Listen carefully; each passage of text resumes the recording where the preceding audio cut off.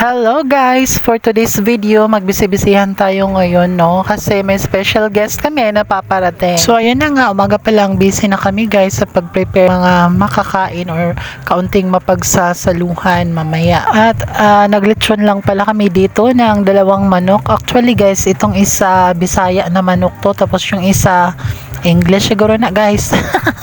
So ganito lang pala namin niluto talaga guys, no, yung ano talaga regular na pagluluto ng lechong gaya ng lechong baboy. Lang pala namin to niluto doon sa pugon na ginawa namin, no. Yan guys, oh, yung pugon na DIY na ginawa namin. Hindi namin niluto dyan kasi sabi ng kapatid ko, yung isa daw Bisaya na manok, medyo may pagkatigasan yan. So kailangang hindi siya lutuin dun sa pugon na ginawa kasi baka maano daw, mahilaw-hilaw. At ayun, tinuhog na lang ang dalawang manok para sigurado talagang even yung pagkakaluto niya.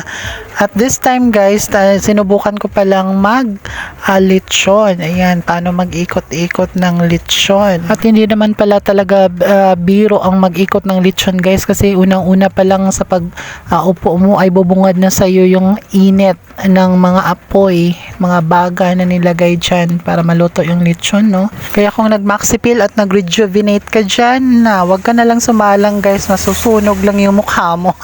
Hindi lang init ang ma-feel mo dyan, kundi yung usok, kasi ang ginamit namin dito ay sobra namang mausok talaga kasi yung bunot ng niyog, ayan, pangpawala ng lamok. Kaya saludo naman talaga ako, no, sa mga taong nagluluto ng lechon kasi hindi biro ang pag-ikot-ikot na lang kasi sobrang init. Dagdag pa yung pangangalay ng mga braso at mga binti at mga batok mo guys, kasi kahaba ng oras ng pag-upo mo dyan, tapos pag-ikot-ikot mo, sino bang hindi makakaranas ng ano dyan, pagkaparalisa.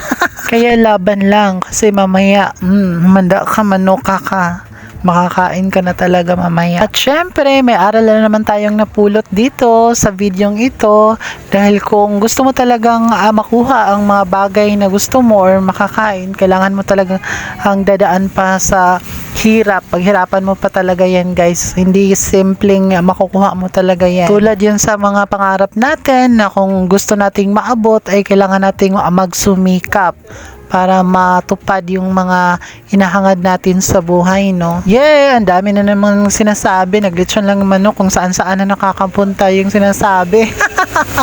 Habang busy din kami, itong ate ko hindi magpapahuli sa video. Okay, favorite niya talagang mag-live guys. Ayan.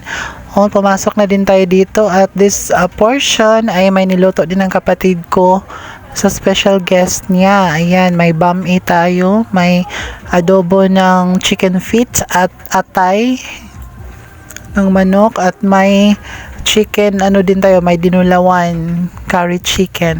At si mother naman ay hindi magpapahuli sa kanyang manicure at pedicure. Thanks for watching. Follow for more guys.